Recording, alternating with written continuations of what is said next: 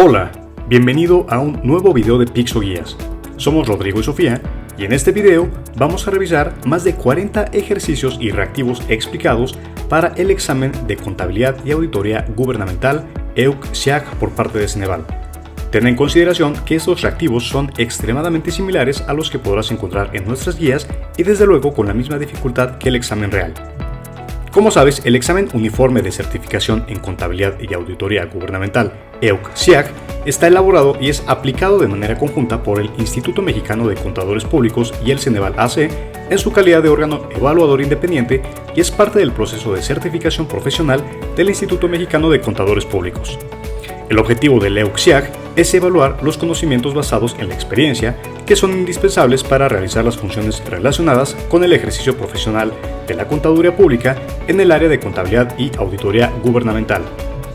El examen tiene como propósito evaluar la capacidad de los profesionales para ejercer eficientemente la contabilidad y auditoría gubernamental y es además un mecanismo de protección a la sociedad, toda vez que garantiza que solo profesionales competentes en su área ejerzan avalados por la certificación. El examen es una prueba de cobertura nacional y se aplica en 2 sesiones de 4 horas cada una en la modalidad de examen impreso y se conforma de reactivos de opción múltiple. Debes saber que este examen actualmente se conforma de 2 áreas. El área 1 del EUC-SIAC es preparación de información financiera y el área 2 del EUC-SIAC es realización de las auditorías financieras de cumplimiento y de desempeño al ente público. Vamos a revisar el temario rápidamente. Como sabes, las áreas desglosadas por sección son las siguientes. Tenemos aquí 1, preparación de información financiera y tenemos aquí varias subáreas. 1.1, postulados básicos y los elementos del sistema contable de un ente público. 1.2, criterios cualitativos y los elementos que integran la información contable presupuestal. Y 1.3, normas de evaluación, presentación y revelación. Por su parte tenemos aquí el 1.4, que es presentación de la información contable presupuestal. 1.5, presentación de la información contable presupuestal. 1.6, registro de los ingresos. 1.7, de los egresos. Y 1.8, emisión de reportes. Por su parte, para el área 2 tenemos la realización de las auditorías financieras de cumplimiento y de desempeño del ente público, con la subárea 2.1, elaboración de la planeación. 2.2, evaluación del riesgo. 2.3, evaluación de los controles internos mediante el marco integrado de control interno. Y 2.4, evaluación de los procesos de transacciones o eventos clave y aseveraciones de la información contable presupuestal. Tenemos por su parte 2.5, elaboración de los programas de trabajo. 2.6, aplicación de procedimientos. 2.7, supervisión del desarrollo de auditorías. Y 2.8, evaluación de procedimientos de conclusión. Finalmente, 2.9, emisión del informe o dictamen y la carta de observaciones y sugerencias. Y 2.10, documentación de una presunta responsabilidad. Ten en consideración que desde 2024 los muestrarios son los videos que estamos presentando, ya que muestran en forma representativa cómo son los materiales y las guías que manejamos en Pixoguías. Ten en consideración que nuestras guías están actualizadas. Por ejemplo, aunque para fines de este video, porque es imposible hacer un video por cada una de las más de 300 guías que manejamos, aquí indicamos un 2025, pero no te preocupes, esto significa que simplemente esto lo pusimos porque lo hicimos en el año 2025, pero la guía estará actualizada para el momento en el que estés viendo este video. Muy bien, continuando con la explicación, ten en consideración que la guía de texto ya contiene los temas explicados detalladamente y más o menos de esta forma puedes ver. Los temas ya se encuentran desarrollados y basados en las leyes y las referencias bibliográficas oficiales propuestas por Ceneval. Esta es una muestra de más o menos cómo se ve la guía de texto y los ejemplos de reactivos que vamos a revisar son de cuestionamiento directo, completamiento y elección de elementos tal como en el examen se te van a preguntar. Entonces en este video revisaremos más de 30 reactivos, más o menos 42 porque son 2 áreas.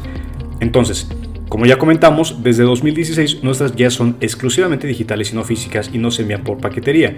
Están en formato PDF y pueden ser visualizadas en tabletas, computadoras de escritorio, laptops y diferentes tipos de escritorio de teléfonos tipo smartphone, incluso computadoras un poquito más grandes, pero no se pueden ver en Kindle, pero pueden imprimirse.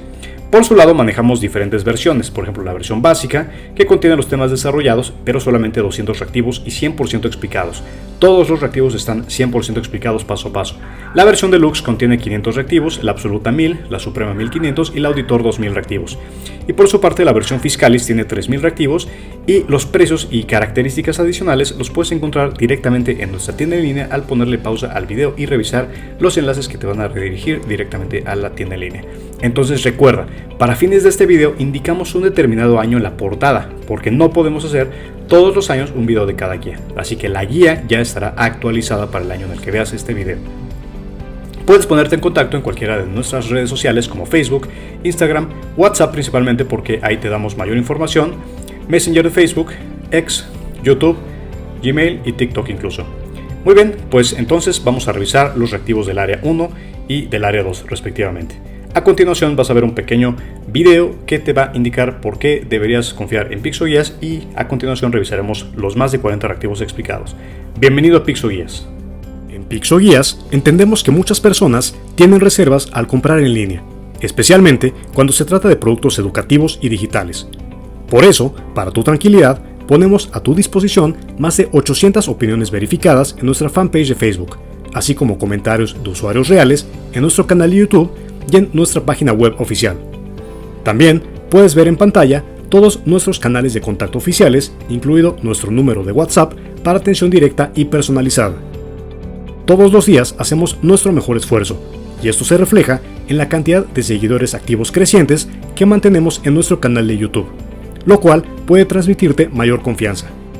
Contamos con una sede administrativa en Torre Polanco, Ciudad de México, donde se gestionan los asuntos legales, operativos y de marca. No brindamos atención presencial, pero sí garantizamos respuesta ágil y personalizada a través de nuestros medios oficiales. Además, estamos registrados ante el Instituto Mexicano de la Propiedad Industrial, INPI, lo cual respalda legalmente la marca PixoGuías y nuestro compromiso con la educación.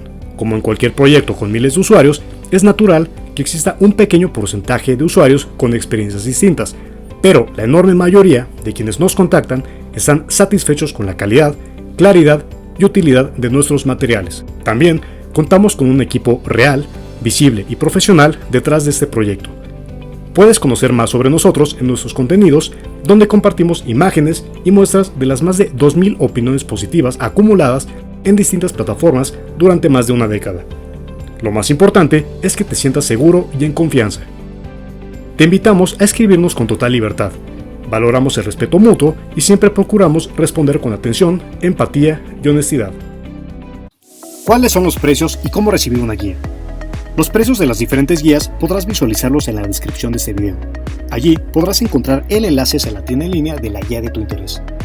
Además de los precios, encontrarás las características y diferencias entre cada una de ellas, formas de pago y tiempo de envío, el cual es generalmente inmediato tu correo electrónico, siempre y cuando nos envíes tu comprobante vía WhatsApp o fanpage de Facebook. Puedes hacer tu pago en nuestra tienda en línea a través de tarjeta de débito, tarjeta de crédito o PayPal las 24 horas. No es necesario crear una cuenta. O si lo prefieres, puedes hacer tu pago a través de depósito bancario de 8 de la mañana a 4 o 5 de la tarde, dependiendo del banco, pago en Practicajas las 24 horas del día o depósito en tienda de conveniencia, Oxxo o 7-Eleven, de 8 de la mañana a 8 de la noche. Si lo prefieres, puedes realizar transferencia interbancaria a cualquier hora. PixoGuías está disponible las 24 horas, los 7 días de la semana, sin importar si es un día festivo o es madrugada. Revisemos ahora reactivos del área 1, preparación de información financiera con el formato de cuestionamiento directo.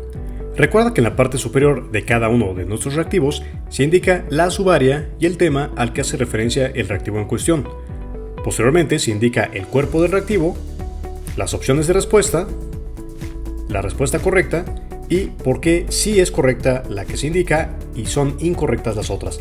Además, eso está sustentado en las referencias bibliográficas oficiales propuestas por Ceneval. Recuerda que en los reactivos, en la parte superior izquierda, se indica la subárea y el tema al que hace referencia el reactivo en cuestión.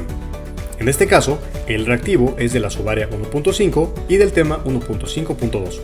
Posteriormente se indica el cuerpo del reactivo, las opciones de respuesta, la referencia bibliográfica que sustenta el cuerpo del reactivo y la explicación, y posteriormente las 4 opciones de respuesta indicándose si es correcta o incorrecta cada una de las opciones.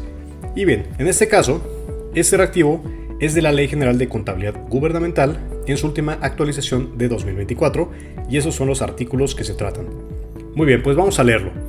Este reactivo es de la subárea 1.5, presentación de la información contable presupuestal, con el tema 1.5.2, obligaciones relacionadas con la publicación de información financiera para efectos del cumplimiento del título quinto de la Ley General de Contabilidad Gubernamental vigente. Y dice así: en el segundo trimestre del ejercicio fiscal, una entidad federativa recibió 134.600.000 pesos por concepto del Fondo de Aportaciones para los Servicios de Salud, FASA. De ese monto, solo se devengaron 91.440.000 antes del cierre del trimestre. Se ejercieron 84.250.000 con documentación comprobatoria validada y el resto permaneció en cuentas bancarias específicas sin contrato ni asignación aprobada. En el informe trimestral se reportó como ejercido el total del recurso transferido, bajo el argumento de que había intención de gasto sustentada en el Plan Estatal de Salud. La Auditoría Superior de la Federación detectó además que no se reportó en el sitio oficial ningún formato que identificara reintegros de recursos no devengados, ni se integraron los resultados de evaluaciones del fondo. Conforme a la Ley General de Contabilidad Gubernamental, ¿cuál es el tratamiento obligatorio respecto a los 43.160.000 que no fueron devengados? A. Deben considerarse ejercidos con base en el principio de compromiso programático establecido en el Plan Estatal Sectorial sin necesidad de reintegro. B. Deben clasificarse como pasivo contingente en tanto no exista acto formal de cancelación ni proyecto vinculado. C. Deben presentarse como recursos por devengar y reportarse como reintegro en los formatos aprobados por el Consejo si no se justifica su aplicación. O D. Pueden mantenerse en bancos sin afectación presupuestaria si existe evidencia de su inclusión en proyectos multianuales autorizados por el Congreso local. Bien, en este caso la respuesta correcta es la C, porque el artículo 81 obliga a reportar en los formatos aprobados por el Consejo los recursos no devengados y su reintegro. Entonces los 43.160.000 pesos sin sustento deben reportarse como remanente no ejercido y justificado ante la Auditoría Superior de la Federación y el ente coordinador de fondos. Bueno, en el caso de las respuestas A, B y D no son correctas. En el caso de la A es incorrecta porque la Ley General de Contabilidad Gubernamental no reconoce la intención de gasto como criterio para registro del ejercicio. Solo el devengado con sustento documental puede reportarse como ejercido. Lo demás debe tratarse conforme al artículo 81 como recurso no devengado sujeto a reintegro. En el caso de la B es incorrecta porque los recursos no devengados no se clasifican como pasivo contingente, sino como parte del remanente no ejercido. Deben tratarse conforme al procedimiento de reintegro en informes trimestrales. Y en este caso, la D también es incorrecta porque la permanencia en cuentas bancarias sin devengo no exime su reintegro, salvo que exista registro formal como proyecto multianual en la ley ya indicada y en esta también, lo cual no fue evidenciado. Pasamos al siguiente reactivo, que es de presentación de la información contable presupuestal y del tema presentación del estado de situación financiera de conformidad con la normativa vigente. Dice así: durante la revisión de la cuenta pública de un ente público municipal, el auditor detecta que el estado de situación financiera presenta un incremento significativo en el rubro de activos circulantes sin que exista evidencia de ingreso o aumento en la recaudación. Se advierte además que los pasivos a corto plazo se mantienen constantes, pero la variación del patrimonio contable es positiva. Al consultar al contador responsable, este afirma que se realizó una reevaluación patrimonial sobre bienes inventariados. ¿Cuál es el principal incumplimiento en la presentación del estado de situación financiera conforme a las normas del CONAC? A. Se omitió revelar en notas la justificación de la reevaluación y su efecto sobre el patrimonio. B. Se registró la reevaluación como ingreso presupuestal y no como incremento patrimonial. O C. Se presentó una variación patrimonial sin respaldo de conciliación con el flujo de efectivo. En este caso vemos que la respuesta correcta es la A, porque la norma de revelación gubernamental emitida por el CONAC exige que cualquier ajuste significativo que afecte el patrimonio, como una reevaluación de activos, sea acompañado de notas explicativas que detallen el método y su impacto. Omitirlo vulnera el principio de transparencia y rendición de cuentas. En el caso de B y C son incorrectas respectivamente. B es incorrecta porque la reevaluación no se registra como ingreso presupuestal, por lo que este argumento sería incorrecto solo si se hubiera hecho un registro indebido, lo cual no se indica en el caso. Y la C es incorrecta porque la conciliación entre el estado de situación financiera y el flujo de efectivo no es el mecanismo adecuado para justificar variaciones patrimoniales por revaluaciones, ya que estas no generan movimientos de efectivo. Muy bien, aquí tenemos otro reactivo que es de normas de evaluación, presentación y revelación, y el tema es de aplicación de las normas de evaluación, presentación y revelación de la información contable, de los activos y del presupuesto, de conformidad con la normativa vigente. Bien, un ente público estatal reporta en su estado de situación financiera una flota de vehículos asignada a diferentes programas institucionales. Durante el ejercicio fiscal, se identificó que algunos vehículos fueron donados por una dependencia federal sin valor contable registrado, mientras que otros fueron adquiridos con recursos propios, pero no se ha reconocido su depreciación acumulada. Adicionalmente, la dependencia presenta ajustes por avalúo catastral de un terreno sin sustento técnico actualizado. Con base en las normas de evaluación y revelación de activos, ¿cuál es la deficiencia más crítica en el reconocimiento contable? A. La omisión de la actualización del valor del terreno conforme a una unidad valuadora registrada. B. El registro de los vehículos donados sin reflejar su valor razonable conforme a las reglas del CONAC. O C. La falta de depreciación acumulada registrada en los vehículos adquiridos por el ente. La respuesta correcta es la B, porque las donaciones de bienes deben reconocerse al valor razonable en el momento en que se reciben. Esto conforme a la norma de evaluación gubernamental NC-GSG 004 emitida por el CONAC. No hacerlo implica una subestimación del activo y afecta a la presentación fiel del patrimonio del ente. Por su lado, A y C son incorrectas. A, porque aunque la omisión del avalúo actualizado afecta la razonabilidad del valor del terreno, no representa un incumplimiento inmediato si no ha vencido el periodo de actualización establecido por la normatividad. Y en este caso la C es incorrecta porque la omisión del cálculo de depreciación afecta la evaluación del activo, pero puede ser corregida mediante una reclasificación o ajuste contable sin necesidad de modificar el valor inicial, a diferencia del caso de las donaciones, que requiere reconocimiento inmediato de valor. Este reactivo es de la subárea 1.6, registro de los ingresos. El tema es 1.6.2, determinación del momento en que se encuentra el presupuesto del ingreso, estimado, modificado, devengado o recaudado. Durante la auditoría al sistema contable de un organismo público descentralizado, se identificó que el ente registró como ingreso devengado un monto correspondiente a una contribución estatal que aún no había sido aprobada por la legislatura local ni publicada en el periódico oficial. El titular del área financiera argumentó que existía un convenio previo con el Poder Ejecutivo Estatal que daba sustento a ese registro. Con base en la Ley General de Contabilidad Gubernamental, ¿cuál es el momento contable correcto para registrar jurídicamente el ingreso? A. Al momento de la aprobación legislativa y publicación del instrumento jurídico correspondiente.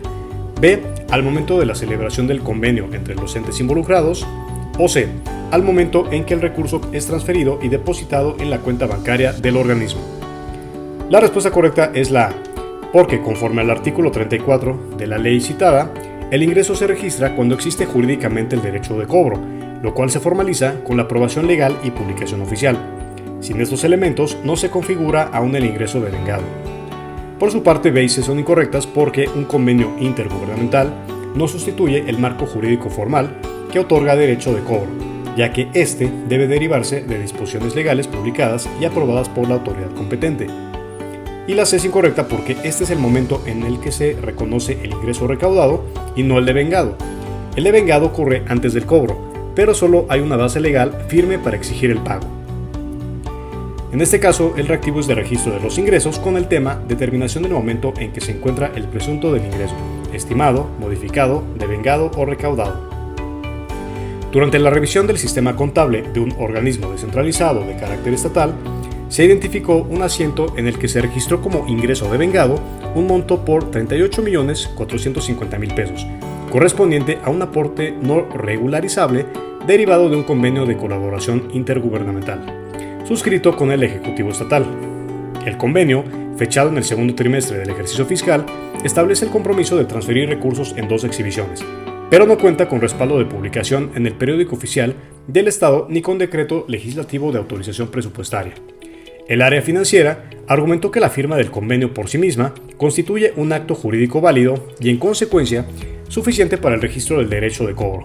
Agregó que el reconocimiento del ingreso como devengado era indispensable para presentar estados financieros congruentes con las estimaciones operativas de gasto previamente comprometido por terceros. Entonces, en este caso, pues justamente lo que tenemos que saber es qué opción elegir. Ponemos que la A es que el ingreso debió registrarse como estimado en el momento de la firma del convenio y su registro como devengado únicamente será procedente una vez cumplida la formalidad legal del decreto presupuestario y publicación oficial. La B es que el ingreso puede registrarse como devengado al momento de la firma del convenio siempre que exista constancia documental del compromiso adquirido sin requerir aprobación legislativa ni publicación. Y la C es que el ingreso debe considerarse como recaudado desde el momento en que se asienta o se asiente contablemente, dado que el convenio constituye un derecho de cobro en firme según el principio de sustancia económica sobre la forma.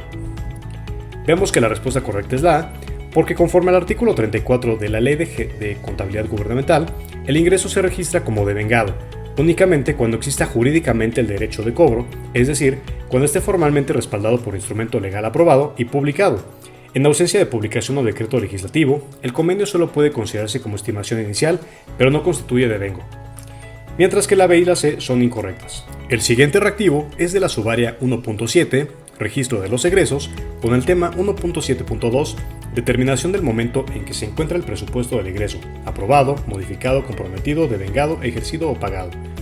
Durante la integración de la cuenta pública estatal, la Secretaría de Finanzas detectó que una entidad pública descentralizada registró como egreso ejercido un conjunto de gastos vinculados al proyecto de sustitución de luminarias públicas, por un total de 74.720.000 pesos. Del análisis contable se concluyó lo siguiente. El contrato de adquisición fue normalizado el 15 de noviembre del ejercicio fiscal correspondiente con la cláusula de anticipo del 40%. El anticipo fue transferido el 28 de diciembre, junto con el oficio de afectación presupuestaria y que esto es el compromiso del gasto. El proveedor no emitió factura ni entregó luminarias antes del 31 de diciembre. En el sistema contable automatizado, el total del contrato fue registrado como devengado y ejercido, bajo el argumento de que el recurso ya estaba comprometido y parcialmente transferido. En las notas a los estados financieros no se explicó el criterio de devengo utilizado ni la razón por la cual se reconoció el total del contrato como egreso ejercido. Con base en la Ley General de Contabilidad Gubernamental y los principios de devengo y ejercicio presupuestario, ¿cuál es el principal incumplimiento técnico cometido por la entidad? A. Se registró como ejercido un monto que aún no devengaba contablemente, pues no existió entrega del bien ni emisión de comprobantes fiscales. B. El registro como comprometido es inválido si no se cuenta con la entrega física del bien y evidencia de pago parcial. O C. El devengo está justificado con el contrato firmado, por lo que el error fue no haberlo reclasificado como pasivo al cierre del ejercicio. En este caso, la respuesta correcta es la A, porque según los artículos 34, 38 y 42 de la ley indicada, el egreso solo puede considerarse devengado cuando existe recepción del bien o servicio y comprobante documental que lo respalde. El hecho de haber firmado un contrato y emitido un anticipo constituye un compromiso presupuestario, pero no autoriza su registro como egreso ejercido. Además, sin entrega ni factura, no hay devengo ni ejercicio. En el caso de la B y la C son incorrectas porque el registro como comprometido es válido desde el momento en que se emite un acto administrativo formal o, en este caso, el oficio de afectación, sin necesidad de entrega ni pago inmediato, según lo establece el artículo 38, fracción primera. Y porque el devengo no se configura únicamente con el contrato, sino con la entrega del bien y la existencia de documentación que justifique la transacción. Además, el error no radica en la falta de reclasificación como pasivo, sino en haber adelantado el registro como egreso ejercido sin cumplir los requisitos normativos. Este reactivo es de la subárea 1.4, presentación de la información contable presupuestal, con el tema 1.4.1, aplicación de las normas de presentación y revelación de la información contable presupuestal. Una entidad pública del sector salud presenta su cuenta pública anual con estados financieros auditados. En el estado de situación financiera se reconoce una provisión por litigios laborales en curso por un monto estimado de 13.800.000 pesos, derivada de la acumulación de juicios activos en tribunales laborales federales. No obstante, en las notas a los estados financieros no se explicita si dicha provisión fue constituida con base en evaluaciones legales formales o en criterios administrativos internos. No se especifica si la contingencia tiene una probabilidad razonable de pérdida ni si se encuentra reconocida conforme a normativa aplicable. No se distingue entre provisiones registradas contablemente y pasivos contingentes no cuantificables y no se incluye declaración expresa sobre el cumplimiento de las normas contables emitidas por el Consejo Nacional de Armonización Contable. Con base en la Ley General de Contabilidad Gubernamental, ¿cuál es el incumplimiento técnico más crítico a de la presentación de esta provisión. A. La falta de presentación del pasivo en el estado analítico de la deuda, como lo establece la ley para obligaciones de largo plazo. B. La omisión de notas que revelen los criterios técnicos y legales para su reconocimiento, afectando la confiabilidad y objetividad del estado financiero. O C. El reconocimiento de una provisión por contingencia laboral sin autorización previa del órgano legislativo correspondiente. Bien, en este caso la respuesta correcta es la B, porque el artículo 49 de dicha ley establece que las notas deben contener información relevante, suficiente, objetiva y verificable, incluyendo el fundamento legal técnico y metodológico para el reconocimiento de provisiones. Su omisión impide valorar si la provisión está razonablemente justificada y si cumple con criterios de prudencia y oportunidad. En este caso, la A y la C son incorrectas porque las provisiones por contingencias laborales no son deuda pública, por lo que no corresponde incluirlas en el estado analítico de deuda, de acuerdo con el artículo 46 de dicha ley. Su presentación va en el estado de situación financiera y su revelación debe estar en las notas de los estados financieros.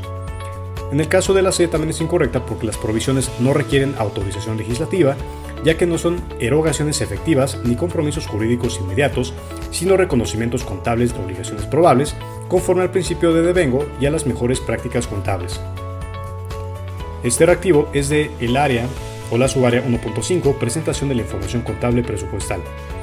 Durante una auditoría conjunta realizada por la entidad de fiscalización superior de un Estado y la Contraloría Interna de la Secretaría de Finanzas, se detectó que un organismo público descentralizado utilizó su sistema contable automatizado para registrar, en una sola operación, una transferencia interinstitucional por subsidios.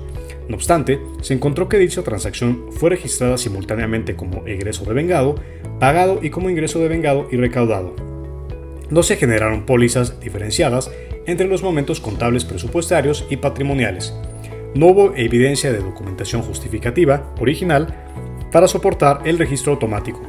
La operación fue incluida en los estados financieros trimestrales publicados en el sitio oficial de la entidad, sin conciliación con los clasificadores presupuestarios ni referencia a los catálogos de bienes ni lista de cuentas. De acuerdo con la Ley General de Contabilidad Gubernamental, ¿cuál es el principal incumplimiento normativo en el registro y presentación de esta operación? A.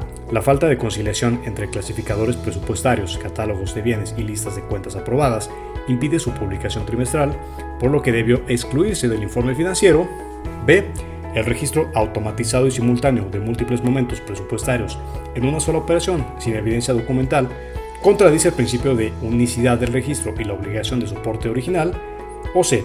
La presentación de la información en el sitio oficial sin previa validación del órgano de control interno constituye una violación del artículo 51 de la ley en materia de difusión pública. En este caso te dejamos que respondas el reactivo con base a tus conocimientos. Pasamos al siguiente reactivo y vamos a ver qué es de la subárea 1.5 también. Nos indica que durante una auditoría conjunta realizada por la entidad de fiscalización superior de un Estado y la Contraloría Interna de la Secretaría de Finanzas, se detectó que un organismo público descentralizado utilizó su sistema contable automatizado para registrar, en una sola operación, una transferencia interinstitucional por subsidios por un monto superior a 25 millones, en este caso 25 millones de pesos, que es un reactivo muy parecido al que vimos previamente. El registro incluyó simultáneamente los siguientes momentos contables: como egreso, devengado y pagado, y como ingreso, devengado y recaudado.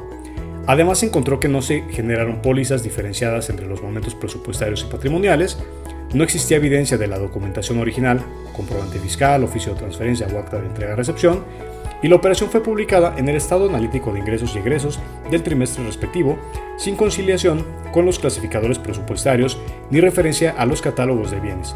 La entidad argumentó que el sistema ya lo hace todo automáticamente y que por eso no se requiere documentación adjunta. Con base a la ley, ¿cuál es el incumplimiento normativo más grave en esta operación? Haber registrado simultáneamente todos los momentos contables y pólizas por separado ni respaldo documental, violando el principio de unicidad y trazabilidad del registro. B. Haber publicado la operación en el estado analítico sin autorización previa del Consejo Técnico, del ente público ni del órgano interno de control. C. Haber omitido la conciliación entre los clasificadores y catálogos de cuentas, lo cual impide validar el monto registrado ante la Auditoría Superior de la Federación. O D. Haber registrado una transferencia interinstitucional como ingreso devengado sin haberla recibido físicamente, lo cual afecta a la presentación del estado de flujos de efectivo. En este caso la respuesta correcta es la A, porque de acuerdo con los artículos 40, 41, 42 y 43 de la ley, los registros contables deben realizarse automáticamente y por única vez en cada momento contable, devengado, pagado, recaudado, etc., y con respaldo documental original. El sistema automatizado no exime del cumplimiento de la normativa ni de la obligación de generar pólizas diferenciadas para trazabilidad. Muy bien, te dejamos este reactivo ya que es un poquito extenso, pero es muy parecido a los reactivos que hemos visto antes. Puedes ponerle pausa al video, revisar justamente aquí que es un reactivo que habla del ramo 33, nos habla de la Ley General de Contabilidad Gubernamental, están sus opciones de respuesta y pues nos habla justamente aquí de cuál es la respuesta correcta. Continuamos y dice así: este reactivo es de postulados básicos y los elementos del sistema contable de un ente público. Dice así: una entidad autónoma federal con presupuesto de 4.350.000.000 para el ejercicio fiscal en curso enfrenta una disminución de ingresos programados por 267 millones debido a menores transferencias federales. En respuesta, el titular de su unidad de administración autorizó un ajuste a la baja en 3 programas institucionales sin notificar a la Secretaría de Hacienda. Además, el ajuste fue aprobado por el propio órgano colegiado interno. Se omitió la publicación del ajuste presupuestario en el Diario Oficial de la Federación, no se solicitó autorización para reconfigurar el calendario del presupuesto y la dependencia justificó la medida como ejercicio de su autonomía presupuestaria. Conforme a la Ley Federal del Presupuesto y Responsabilidad Hacendaria, ¿cuál fue la omisión técnica más grave en esta situación? A. Omitir la validación de los criterios generales de política económica como parte o por parte del Congreso de la Unión. B. Realizar adecuaciones al presupuesto sin previa autorización de la Secretaría, lo cual viola el principio de disciplina financiera. C. Omitir el cumplimiento del artículo 5 al no documentar el ajuste como parte del sistema de evaluación del desempeño. O D. No realizar la publicación del ajuste presupuestario en el Diario Oficial, contraviniendo las reglas de transparencia. La respuesta correcta es la D, porque de acuerdo con el artículo 3, tercer párrafo, las disposiciones generales o presupuestarias de los entes deben publicarse en el Diario Oficial de la Federación y omitirlo contraviene el principio de transparencia y rendición de cuentas previsto en el artículo 1. En este caso, la validación por parte del Congreso no es necesaria en ajustes internos de entes autónomos. Y justamente esta ley de presupuesto establece que tienen atribuciones propias para ajustar su presupuesto conforme a la disminución de ingresos. También la B es incorrecta porque según el artículo 5, fracción primera, inciso C, los entes autónomos pueden autorizar adecuaciones sin requerir autorización de la Secretaría de Hacienda siempre que observen lo establecido en la ley. Y la C es incorrecta porque aunque los ajustes deben estar alineados a metas e indicadores, la omisión principal no es la evaluación del desempeño, sino el cumplimiento de los principios de publicidad y transparencia establecidos en el artículo 3. El siguiente reactivo es de la subárea 1.2, presentación de estados financieros y de la cuenta pública. Un auditor independiente realiza una revisión de desempeño sobre un fondo federal de aportaciones ministrado a una entidad federativa. Al analizar el cumplimiento de las obligaciones de transparencia y evaluación, encuentra lo siguiente. El programa anual de evaluaciones fue publicado el 27 de abril. Se actualizó el indicador clave de desempeño el 1 de marzo. El informe de resultados de evaluación fue difundido 50 días después de su conclusión. No se reportó a la Cámara de Diputados ninguna adecuación de indicadores. Y conforme a lo dispuesto en los artículos 79 y 80 de la Ley General de Contabilidad Gubernamental, ¿cuál es la principal infracción normativa detectada? A. Publicar el programa anual de evaluaciones posterior al 31 de marzo. B. Actualizar indicadores antes del último día hábil de marzo. C. No haber informado adecuaciones ante el Congreso de la Unión en abril. O D. Difundir los resultados de evaluación fuera del plazo de 30 días posteriores a su conclusión. En este caso, la respuesta correcta es la D, porque el artículo 79 exige que los resultados de las evaluaciones se publiquen a más tardar 30 días después de su conclusión. Difundirlos 50 días después constituye una violación directa al plazo legal. En este caso, el artículo 79 establece que el programa anual de evaluaciones debe publicarse a más tardar el último día hábil de abril y no marzo. En este caso, la B y la C también son incorrectas, porque el artículo 80 exige la revisión y actualización de indicadores a más tardar el último día hábil de marzo, por lo tanto el 1 de marzo está dentro del plazo permitido, y la omisión del informe ante el Congreso puede ser una falta, pero no se establece su obligatoriedad para todos los entes en cada año, especialmente si no hubo adecuaciones. Bien, terminamos con este reactivo sobre el área 1 y con el formato de cuestionamiento directo para pasar a los reactivos de completamiento. Durante una auditoría de cumplimiento al ejercicio 2024, un ente público estatal presenta la siguiente evidencia sobre su manejo del gasto federalizado. Publicó su programa anual de evaluaciones el 29 de abril de 2024, difundió los resultados de una evaluación del Fondo de Infraestructura Social el 27 de junio, habiendo concluido el proceso evaluativo el 17 de mayo, realizó ajustes metodológicos a los indicadores de desempeño el 2 de abril de 2024 y entregó el informe conjunto con la Secretaría de Hacienda sobre adecuaciones el 30 de abril. Conforme a los artículos 79 y 80 de la Ley General de Contabilidad Gubernamental, ¿cuál de las siguientes afirmaciones es correcta? A. El ajuste metodológico realizado el 2 de abril excedió el plazo legal para actualización de indicadores. B. La publicación del programa anual fue extemporánea, pues debió emitirse antes del 31 de marzo. C. La difusión de resultados de evaluación excedió el plazo de 30 días posteriores a la conclusión. O D. El informe conjunto con la Secretaría de Hacienda fue presentado fuera del plazo establecido. La respuesta correcta es la C, porque del 17 de mayo al 27 de junio transcurren 41 días, lo cual excede el plazo de 30 días posteriores a la conclusión de la evaluación según el artículo 79. En este caso, el artículo 80 permite revisar y actualizar indicadores hasta el último día hábil de marzo, y sin embargo el ajuste fue el 2 de abril, lo cual no es inválido si se incluye en el informe entregado el 30 de abril, cumpliendo con la última parte del artículo. Y en este caso el artículo 79 establece como plazo el último día hábil de abril, por lo que el 29 se considera cumplimiento en tiempo, y en el caso de la D es incorrecta porque el informe fue entregado el 30 de abril, fecha que coincide con el plazo señalado en el artículo 80. Revisamos ahora reactivos del área 1, preparación de información financiera, con el formato de completamiento. Muy bien, este reactivo es de la subárea 1.2, presentación de estados financieros y de la cuenta pública, con el tema 1.2.3, información financiera relativa a la evaluación y rendición de cuentas. De acuerdo con la Ley General de Contabilidad Gubernamental, los entes públicos deberán publicar en sus páginas de internet a más tardar el espacio su programa anual de evaluaciones, así como las metodologías e indicadores de desempeño. Además, los resultados de las evaluaciones deben ser difundidos dentro de los espacio posteriores a su conclusión. A. Último día hábil de abril, 15 días naturales. B. 31 de marzo, 30 días hábiles. C. Último día hábil de abril, 30 días naturales. O D. Último día hábil de marzo, 20 días naturales.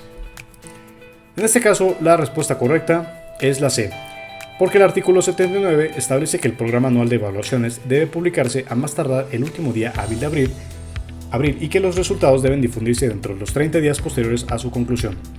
Esto, pues bueno, de acuerdo a lo que vemos acá.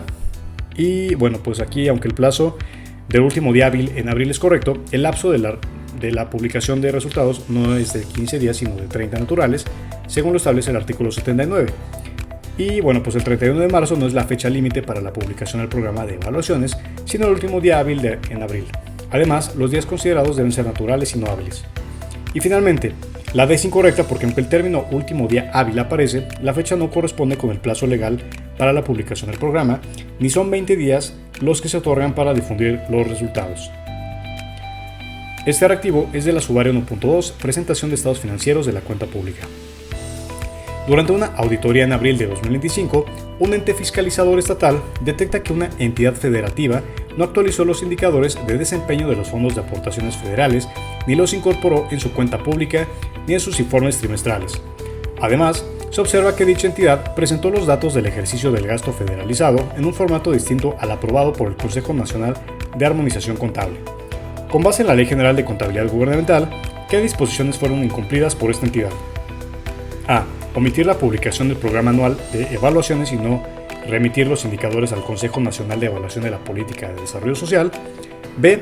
No actualizar los indicadores de desempeño a más tardar el último día hábil de marzo, ni presentar la información en los formatos establecidos por el Consejo. C. No reportar el avance del presupuesto basado en resultados, ni realizar auditorías con enfoque de desempeño. O D. Omitir la evaluación del gasto federalizado y no presentar los estados financieros trimestrales ante el Congreso local. La respuesta correcta es la B, porque el artículo 80 establece que los indicadores de desempeño deben actualizarse a más tardar el último día hábil de marzo, y el 81 dispone que la información del gasto federalizado debe presentarse conforme a los formatos aprobados por el Consejo. Ambos elementos fueron omitidos por la entidad. Bien, este reactivo es de la subárea formulación de la ley de ingresos y presupuestos de egresos. Un consultor técnico del Congreso realiza un análisis comparado del contenido de los proyectos de ley de ingresos y del presupuesto de egresos del ejercicio fiscal 2025. Durante la revisión, identifica una omisión en el apartado correspondiente a las estimaciones de ingresos por financiamiento, específicamente en la falta del desglose del impacto del techo de endeudamiento interno y externo, así como la ausencia de proyecciones a 3 años en los requerimientos de amortización. Conforme a la ley indicada, ¿cuál sería una consecuencia normativa directa de esta omisión? A. El Congreso deberá devolver el proyecto al Ejecutivo para subsanación inmediata antes del 15 de noviembre. B. Se incumple el artículo 40, fracción tercera, incisos C y G, lo que vulnera los criterios de transparencia y programación plurianual del financiamiento público. C. La omisión no afecta la validez del proyecto mientras esté suscrito por la Secretaría de Hacienda y el Ejecutivo Federal. Y D. Solo se requiere incluir las estimaciones de deuda del Gobierno Federal y los detalles por fuente interna o externa son potestativos conforme al artículo 41. La respuesta correcta es la B, porque el artículo 40, fracción tercera, inciso C, exige incluir el impacto del techo de endeudamiento diferenciado por fuente interna y externa, y el inciso G requiere las proyecciones de amortizaciones y disposiciones a 3 años. Su omisión contraviene principios de transparencia, planeación y responsabilidad hacendaria. Durante una revisión técnica sobre el cumplimiento normativo en el uso de recursos del Fondo Mexicano del Petróleo, una auditoría detecta que para el ejercicio fiscal actual se aprobaron ingresos petroleros por 1.1 billones de pesos en la Ley de Ingresos. Con base en la Ley Federal de Presupuesto y Responsabilidad Hacendaria, ¿cuál debería ser el monto máximo a transferirse al Fondo de Estabilización de los Ingresos de las entidades federativas y en qué artículo se establece? A. 7.040.000, artículo 87, fracción segunda. B. 7.400.000, artículo 91. C. 7.040.000, artículo 91. O D. 70.400.000 pesos, artículo 87, fracción segunda. Bien, la respuesta correcta es la D, justamente porque este artículo, fracción segunda de la ley, establece que el monto a transferirse al Fondo de Estabilización de los Ingresos de las entidades federativas es el resultado de multiplicar los ingresos petroleros aprobados por 0.0064. Por lo tanto, tenemos esta cifra por 0.0064 y nos da 70.400.000. Durante la revisión del proyecto de presupuesto de egresos 2025, una unidad de evaluación del gasto detectó que se omitió señalar el destino geográfico específico de diversos proyectos de inversión en infraestructura educativa que serían ejecutados por un organismo de control presupuestario indirecto. Al mismo tiempo, se descubrió que en la propuesta de transferencias derivadas del Fondo Mexicano del Petróleo se incluyó un cálculo global de recursos por esta cantidad de ingresos petroleros, aprobados pero sin desglose normativo por destino ni indicación de montos específicos asignados a fondos de estabilización, investigación en hidrocarburos, municipios fronterizos o costos de fiscalización. Los funcionarios responsables argumentaron que al tratarse de estimaciones agregadas de ingresos, no se requería especificar montos individuales ni detallar la regionalización de programas sociales o de infraestructura financiados con dichos fondos. Con base en la Ley Federal del Presupuesto y Responsabilidad Hacendaria, ¿cuál es el incumplimiento normativo más grave identificado en esta situación? A.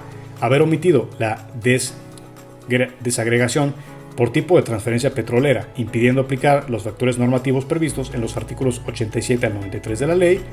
B. Haber incluido montos de ingresos petroleros sin autorización previa del Congreso para transferencias federativas, violando el principio de programación. C. Haber clasificado como ingreso federal lo que corresponde al financiamiento externo, generando distorsión contable en el balance económico del sector público. O D. Haber omitido la identificación geográfica de los beneficiarios finales de programas sociales, únicamente en el caso de participaciones, lo que impide evaluar el desempeño local. La respuesta correcta es la A, porque de acuerdo a los artículos 87 a 93 de esta ley, cada transferencia derivada del Fondo Mexicano del Petróleo tiene asignado un factor específico como 0.0064 para el Fondo de Estabilización de Entidades Federativas o 0.000054 para fiscalización. La omisión de esta desagregación impide aplicar la fórmula legal y compromete la validez del presupuesto. Este reactivo es de la subárea 1.7, registro de los egresos. Durante el segundo trimestre del ejercicio fiscal, una entidad descentralizada del gobierno federal realizó traspasos entre partidas de gasto de capital, obra pública, hacia gasto corriente, a fin de cubrir erogaciones imprevistas por incremento en los precios de energía y servicios. Estos movimientos representaron en conjunto un ajuste del 6.8% respecto al presupuesto total anual de la entidad. Al revisar el informe trimestral correspondiente, la Auditoría Superior de la Federación constató que tales adecuaciones no fueron reportadas en el documento ni se encontró evidencia de autorización previa por parte de la Secretaría de Hacienda, pese a tratarse de recursos provenientes de subsidios federales. Con base en lo dispuesto por la Ley Federal del Presupuesto y Responsabilidad Hacendaria, ¿cuál fue el principal incumplimiento en la gestión de estas adecuaciones presupuestarias? A. Haber omitido la emisión de normas internas por parte de la entidad para justificar los cambios en los clasificadores funcionales y programáticos. B. Haber ejecutado una adecuación presupuestaria que excede el 5% presupuestario institucional sin reportarlo a la Secretaría para su inclusión en el informe trimestral. C. Haber realizado traspasos entre capítulos sin autorización de la Cámara de Diputados, contraviniendo el principio de rigidez del presupuesto. O D.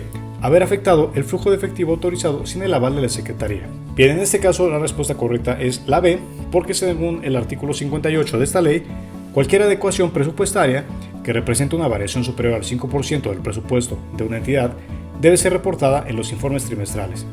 La omisión de este reporte es una violación directa a dicha disposición. Durante una auditoría específica a un órgano desconcentrado, se detectó que entre abril y julio de 2024 se autorizaron múltiples contratos de asesoría estratégica y servicios de investigación, sin evidencia de análisis de costo-beneficio ni dictámenes previos. Las erogaciones se registraron en el sistema contable automatizado bajo el clasificador presupuestario 3000, como servicios generales, incluyendo pagos por consultorías sobre eficiencia operativa que replicaban funciones del personal presupuestado, estudios contratados con personas físicas que ya prestaban servicios bajo honorarios asimilables, renta de salones y alimentos para eventos sin justificación de beneficiarios, adquisición de 18 vehículos tipo SUV para actividades de representación, contratación de pólizas multianuales de seguros patrimoniales sin manuales de riesgo ni nivel de retención definido. Y entonces, al solicitar justificación, el titular de la unidad de administración respondió que los contratos eran parte de las medidas de racionalización del gasto previstas del programa de austeridad. Con base en el marco normativo vigente, ¿cuál de los siguientes elementos representa la violación más severa en materia de registro presupuestal y disciplina financiera? A. Clasificar como gasto operativo los pagos por seguros sin manuales de procedimientos ni evaluación previa de riesgos, lo cual contraviene las fracciones 7 y 8 del artículo 61. B. Autorizar estudios sin comprobar que no duplican funciones del personal, lo que infringe lo dispuesto en el artículo 62, fracción segunda y el principio de economía presupuestaria. C. Registrar los gastos de representación vehicular en la partida 3000 sin evidencia de afectación programática, incumpliendo lo previsto por el artículo 63, fracción primera. O D. Efectuar gastos de eventos sin expediente justificativo ni vinculación a programas públicos, infringiendo el artículo 63, segundo párrafo, e imposibilitando su devengo legítimo. La respuesta correcta es la B, porque el artículo 62, fracción segunda, establece que no pueden contratarse servicios profesionales si implican funciones equivalentes a las del personal de base o eventual. El pago por asesorías que duplican funciones, en este caso, viola frontalmente ese principio, vulnera la integridad del devengo presupuestal y representa un gasto innecesario contrario a la austeridad. Un analista de la Dirección General de Programación Financiera trabaja en la elaboración del anteproyecto del presupuesto para una entidad de control presupuestario directo. En su diagnóstico, encuentra que los costos estimados por unidad responsable no se sustentan con indicadores. Las previsiones de ingresos no incluyen enteros de la tesorería de la Federación y las metas no están desglosadas entre niveles jerárquicos de responsabilidad. También observa que no se incluyeron acciones específicas para promover la equidad de género. Con base en la ley indicada, ¿cuál de los siguientes elementos representa la deficiencia estructural más grave en la integración del anteproyecto presupuestario?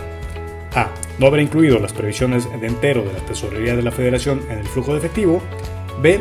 No establecer metas diferenciadas por unidad responsable ni contar con indicadores de desempeño adecuados. C. No identificar el tipo y fuente de recursos requeridos en las previsiones de gasto. O D.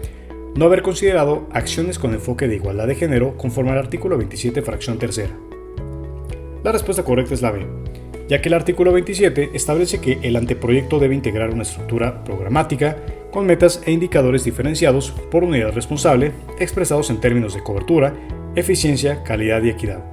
No contar con esta base compromete todo el proceso de evaluación del desempeño. Revisemos ahora reactivos del área 1, preparación de información financiera con el formato de elección de elementos.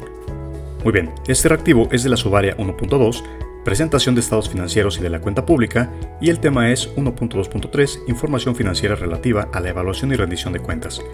Durante el análisis de la cuenta pública 2024, la Auditoría Superior de la Federación detecta que un municipio del sureste del país no difundió el programa anual de evaluaciones en su sitio web, pero sí presentó resultados de evaluaciones realizadas con recursos del Fortamun y el Fondo de Aportaciones para la Infraestructura Social FAIS.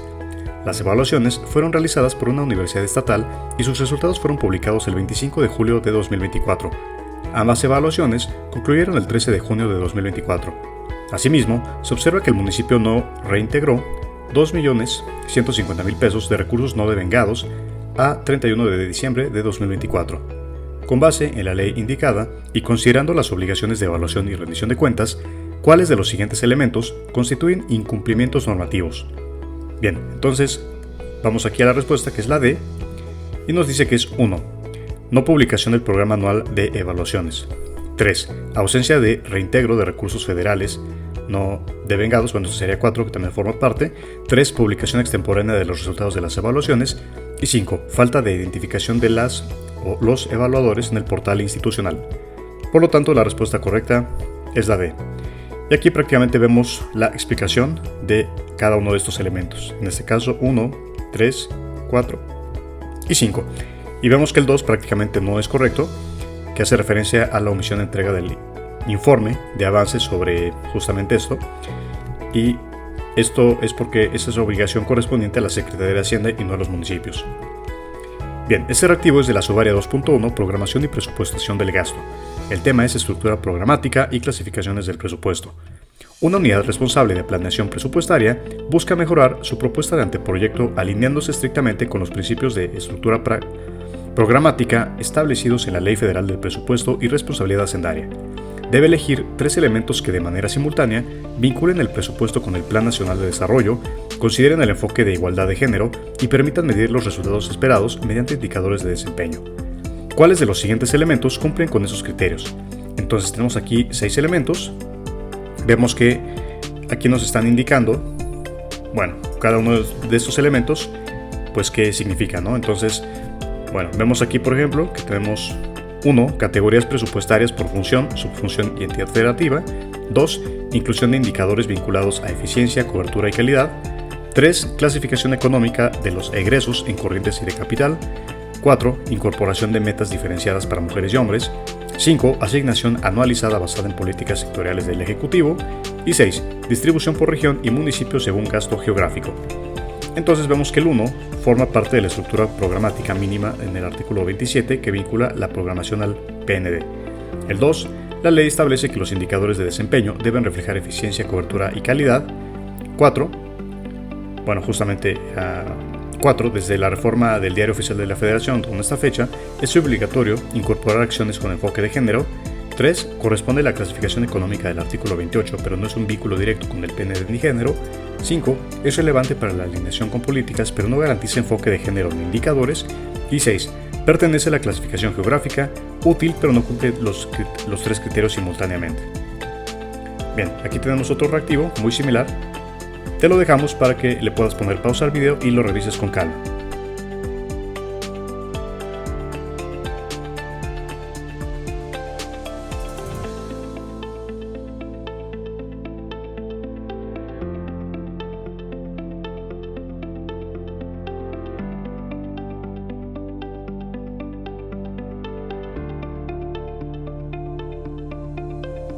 Revisemos ahora reactivos del área 2, realización de las auditorías financieras de cumplimiento y de desempeño al ente público con el formato de cuestionamiento directo.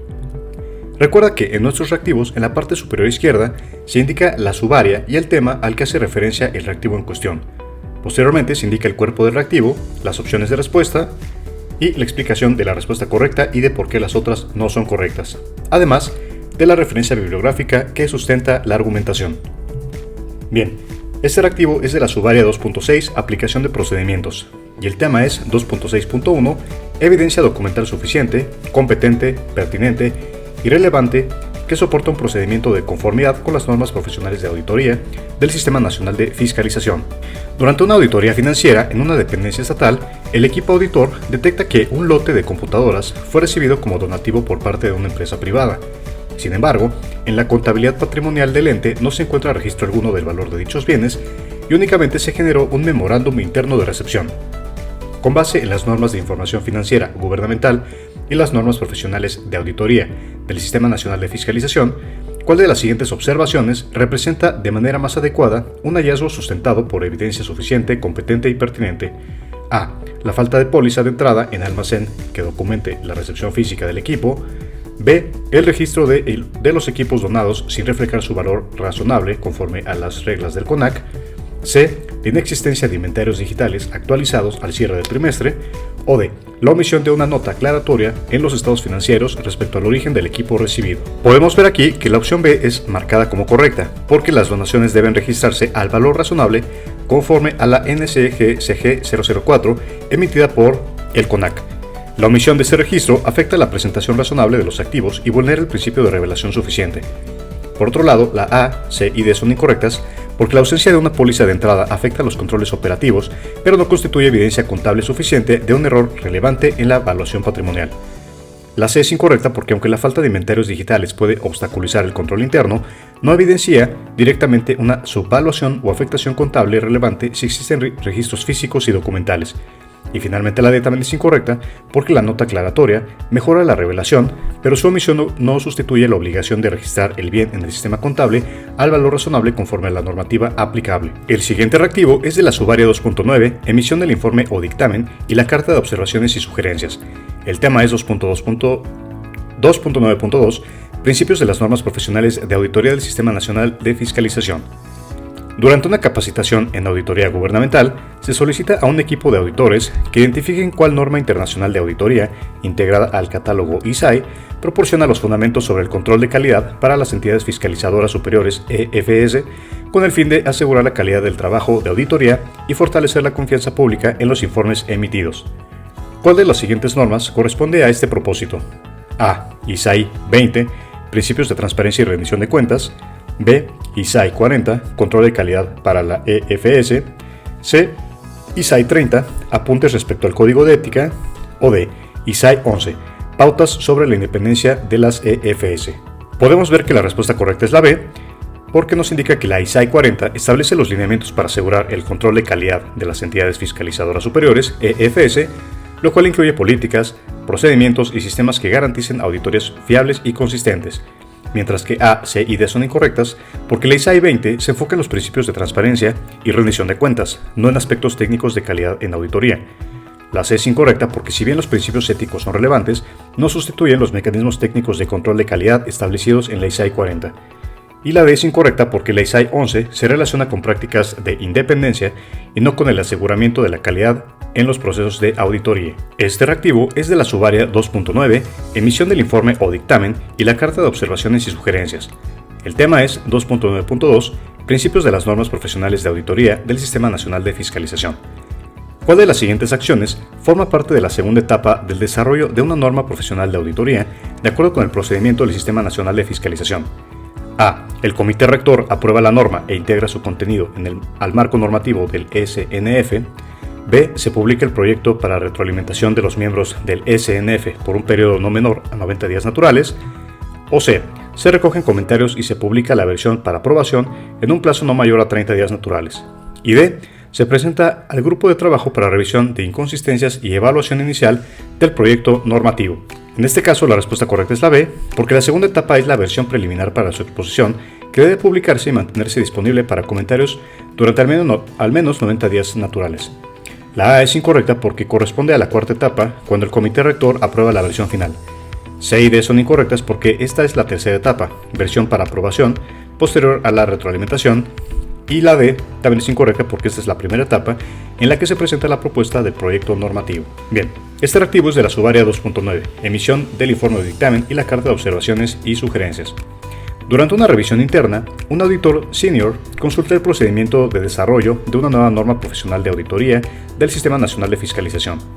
señala que se acaba de publicar el borrador de norma en el sitio oficial del SNF, que se notificó formalmente a todos los integrantes del sistema, y que el periodo de retroalimentación es de 95 días naturales. Asegura que una vez concluido este periodo, la misma instancia encargada consolidará los comentarios para proceder con su validación normativa en un plazo adicional de 30 días, y que posteriormente el Comité Rector decidirá su incorporación al marco normativo. Con base en el procedimiento oficial para la creación de normas NPA-SNF, ¿en qué fase se encuentra el proceso actualmente y qué actividad específica debe realizarse en esta etapa? A. En la etapa de versión final, debiendo compilarse los comentarios e integrar la norma al marco normativo del SNF.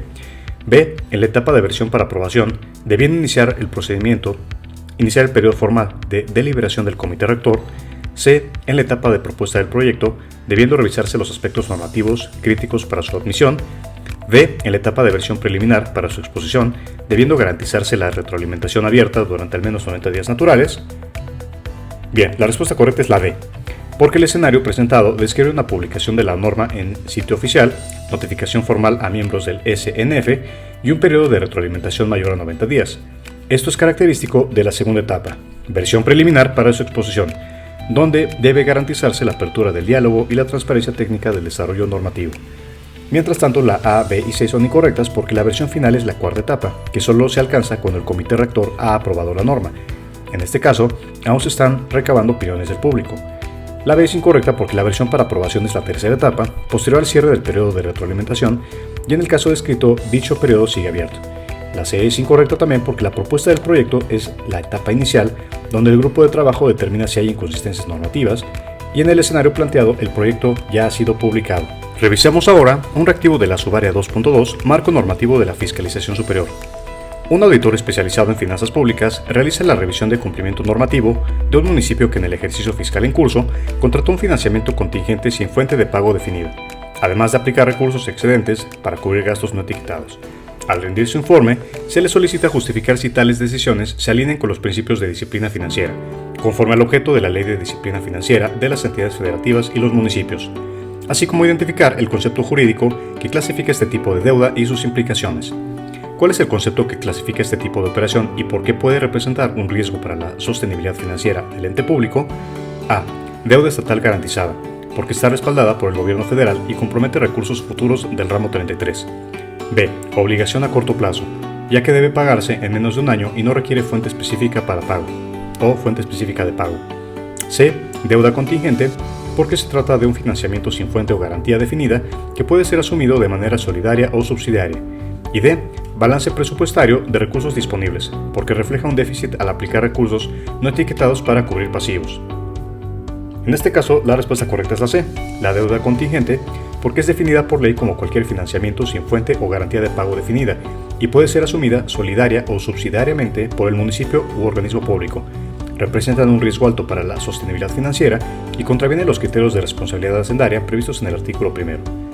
En el caso de la A, B y C, A, B y D son incorrectas porque la A nos indica que la deuda estatal garantizada sí cuenta con respaldo de gobierno federal, pero este caso específico no cumple con esa condición, ya que carece de fuente o garantía definida. La B es incorrecta porque las obligaciones a corto plazo son aquellas con vencimiento menor o igual a un año, pero sí requieren fuente definida y no aplican automáticamente a operaciones sin respaldo. Y la D también es incorrecta porque el balance presupuestario de recursos disponibles es un indicador contable, no un tipo de deuda. No clasifica operaciones de financiamiento ni define su legalidad o su alineación con principios de disciplina financiera. Este reactivo es de la Subárea 2.2, Marco Normativo de la Fiscalización Superior. Durante una revisión del cumplimiento de los criterios de disciplina financiera, el auditor superior analiza el proyecto del presupuesto de egresos 2025 de Sinaloa. El documento muestra lo siguiente: ingresos de libre disposición estimados, 23.500 millones, transferencias federales etiquetadas, 18.200 millones, financiamiento neto previsto, 2.000 millones, gasto total programado sin amortizaciones, 44.000 millones, amortizaciones de deuda previstas, 1.700.000 millones, y además el informe técnico incluye proyecciones quinquenales de ingresos y egresos, un estudio actuarial de pensiones actualizado en 2022, riesgos identificados por deuda contingente, 4.300 millones, estimaciones de participaciones federales superiores en 9% respecto a lo publicado en el proyecto de presupuesto de egresos de la Federación 2025, y nos pregunta que con base en los artículos 5 y 6 de la Ley de Disciplina Financiera, ¿Cuál es la inconsistencia más grave que debe ser señalada en el informe de auditoría? A. El uso de proyecciones de ingresos a 5 años sin acompañar las cifras de indicadores de desempeño ni estrategias anuales. B. La falta de actualización del estudio actuarial de pensiones, lo cual invalida los criterios de sostenibilidad fiscal establecidos en el artículo 5, fracción 7. C. La sobreestimación de participaciones federales por encima de lo previsto en el presupuesto de egresos de la Federación, lo cual contradice lo estipulado por la ley. O D. La inclusión de amortizaciones en el cálculo del gasto total del ejercicio fiscal, contraviniendo la definición de balance presupuestario en el artículo 2. La respuesta correcta es la C, porque el artículo 5, párrafo 7, establece que las estimaciones de participaciones federales no deberán exceder las previstas en la Ley de Ingresos de la Federación ni el presupuesto de egresos de la Federación. Una sobreestimación del 9% representa un incumplimiento directo y un riesgo de déficit operativo. Mientras que A, B y D son incorrectas, porque aunque la esencia de indicadores y estrategias limita la calidad del presupuesto, el artículo 5 establece que deberán incluirse al menos objetivos, proyecciones, riesgos, resultados y estudio actuarial, por lo que su omisión parcial no constituye la falla más grave. En este caso la B es incorrecta porque el estudio actuarial fue actualizado en 2022 y la ley establece una frecuencia mínima de actualización cada 3 años, por lo que aún se encuentra dentro del plazo permitido. Y la D es incorrecta porque la inclusión o exclusión de amortizaciones debe evaluarse según el tipo de balance que se está midiendo.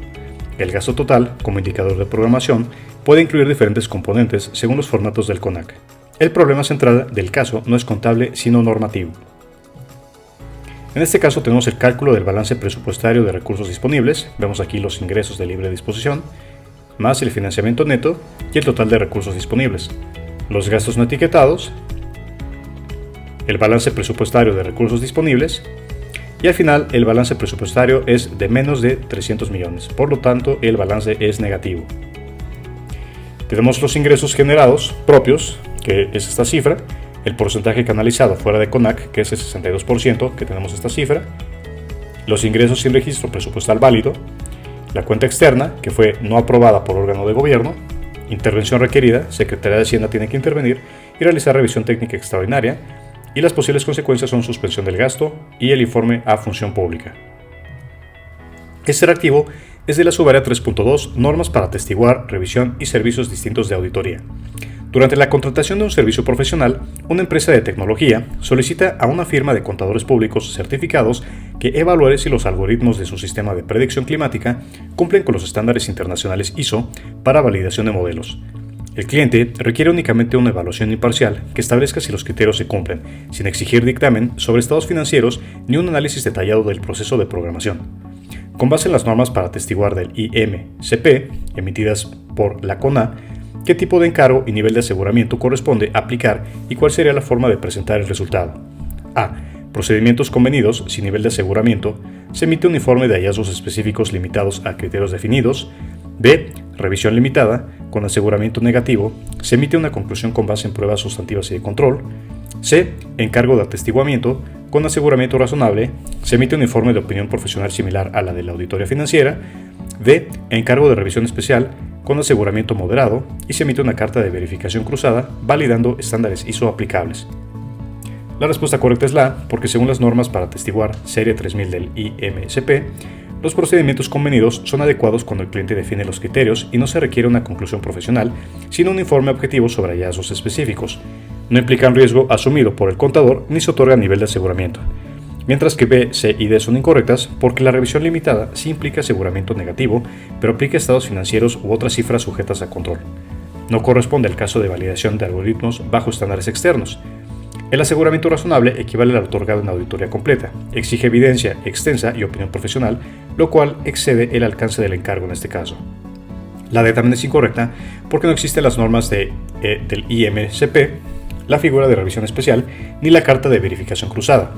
El lenguaje técnico normativo exige precisión y encuadre en categorías reconocidas. En este caso, este reactivo es de la subárea 2.7, evaluación del manejo de recursos federales transferidos. Durante la auditoría de cumplimiento financiero a un convenio específico de subsidios federales otorgados por la Secretaría de Hacienda y Crédito Público al Gobierno Estatal de Veracruz para el Programa de Fortalecimiento Municipal, la Auditoría Superior de la Federación ASF detectó que de los 980,000 millones transferidos, 410 millones, mejor dicho, 980 millones y 410 millones fueron devengados fuera del plazo de ejecución establecido en el convenio enero-octubre del ejercicio fiscal y 235 millones de pesos se canalizaron a obras que no estaban registradas en el anexo técnico aprobado. La entidad auditada presentó documentos que acreditaban que 145 millones de los recursos desviados se aplicaron en obra pública ejecutada durante el siguiente ejercicio fiscal, pero no contaba con autorización de modificación presupuestal ni dictamen técnico retroactivo. Conforme lo establecido en la Ley de Fiscalización y Rendición de Cuentas de la Federación, ¿cuál es la acción procedente que debe dictaminar la Auditoría Superior de la Federación en su informe individual de auditoría? A. Emitir observación preventiva por inadecuada calendarización del gasto, solicitando ajuste contable en la cuenta pública del ejercicio siguiente. B. Determinar recuperaciones probables por 645 millones y requerir aclaración documentada dentro de los 30 días hábiles conforme al artículo 16. C. Declarar procedente el gasto por el interés social de las obras ejecutadas y recomendar evaluación de reprogramación futura. O D. Eximir de observación el gasto posterior con base en el principio de ejecución continua y beneficios tangibles para la población. En este caso, la respuesta correcta es la B, porque conforme al artículo 16 de la ley, cuando se identifiquen posibles daños a la Hacienda Pública Federal, la auditoría debe determinar recuperación probable.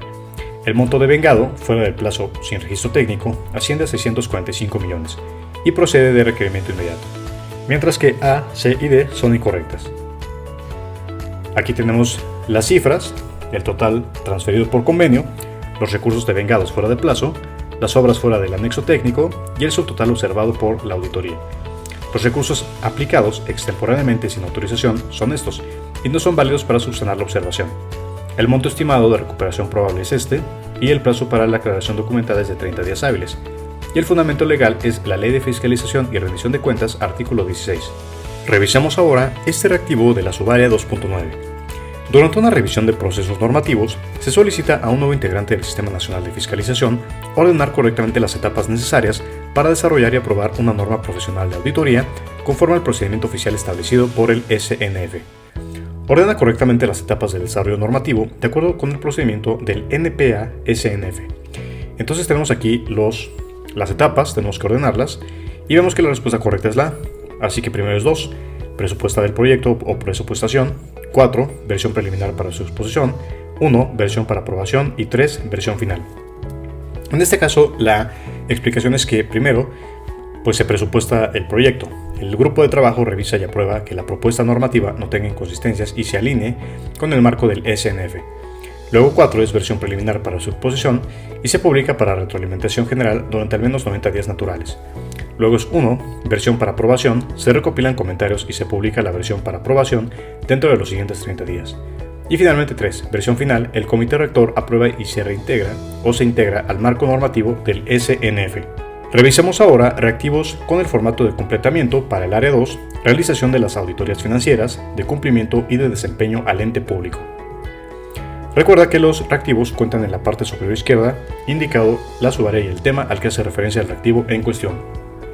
Bien, este reactivo es de la subárea 2.7 y es de evaluación del manejo de recursos federales transferidos y el tema es 2.7.2, análisis de los registros financieros de los recursos federales transferidos.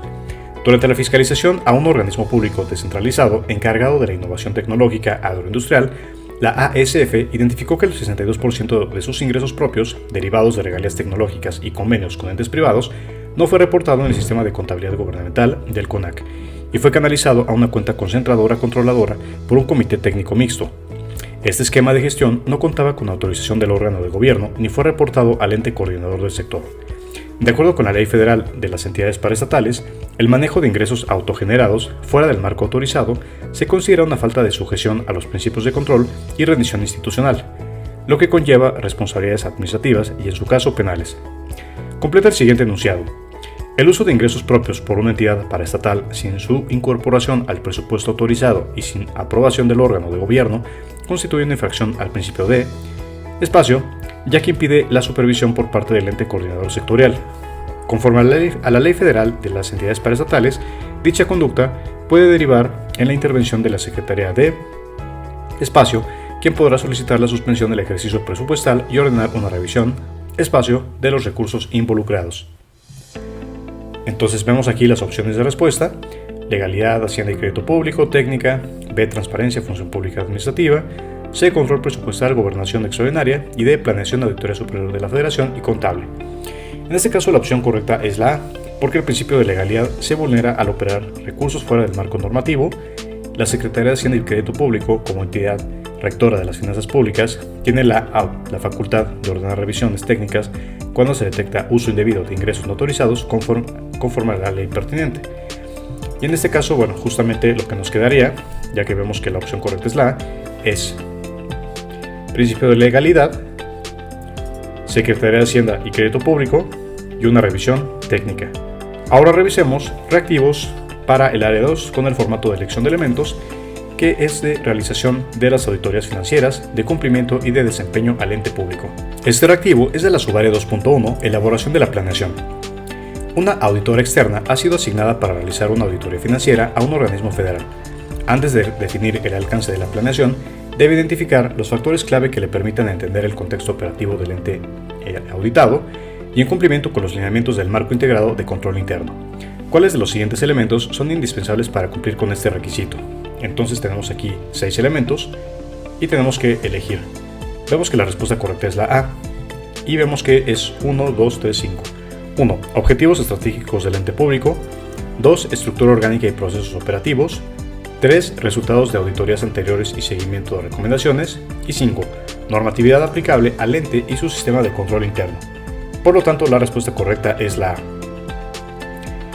Este reactivo es de la subárea 2.3, evaluación de los controles internos mediante el marco integrado de control interno. Bien, durante una auditoría especializada en tecnologías de información y comunicaciones TIC, el equipo auditor identificó inconsistencias en la segregación de funciones, acceso lógico no documentado y ausencia de planes de contingencia formales. Con base en el marco integrado de control interno, el auditor líder decide revisar los elementos que constituyen controles generales aplicables al sistema institucional. ¿Cuáles de los siguientes elementos forman parte de los controles generales en sistemas de información institucionales? Entonces tenemos aquí prácticamente todos los elementos y bueno, pues prácticamente aquí nos están indicando cuál es la justificación. Bien, tenemos estos 7 y tenemos que elegir. Prácticamente lo que se nos indica es que los controles generales se refieren a políticas y procedimientos que afectan amplios segmentos de los sistemas institucionales. El marco integrado de control los define como aquellos que abarcan la gestión de seguridad física y lógica, configuraciones, segregación de funciones, planes de contingencia y accesos.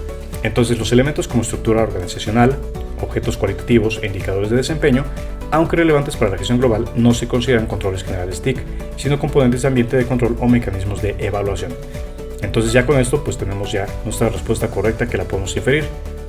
Y finalmente este reactivo, donde vemos que es de la subárea 2.6. Bien, te lo dejamos para que le puedas poner pausa al video y lo puedas revisar con calma. Y muy bien, con esto terminamos nuestro video donde estamos explicando más de 40 reactivos para el examen de certificación CIAG en contabilidad y auditoría gubernamental. En este caso, bueno, si te gustó el video, si te fue de utilidad, puedes ponerle like, ponle me gusta, puedes suscribirte a nuestro canal y si estás interesado en adquirir una de las versiones de las guías que ya indicamos al inicio de este video, puedes ponerte en contacto con nosotros vía WhatsApp o cualquiera de nuestras redes sociales. Te atenderemos con mucho gusto. Recuerda, la guía ya cuenta con los temas desarrollados, cuenta con una variedad de reactivos explicados de acuerdo a la versión de la guía que tú hayas elegido. Recuerda, todos los temas están desarrollados, están fundamentados y también los reactivos pues ya vienen explicados de la forma como lo estás viendo.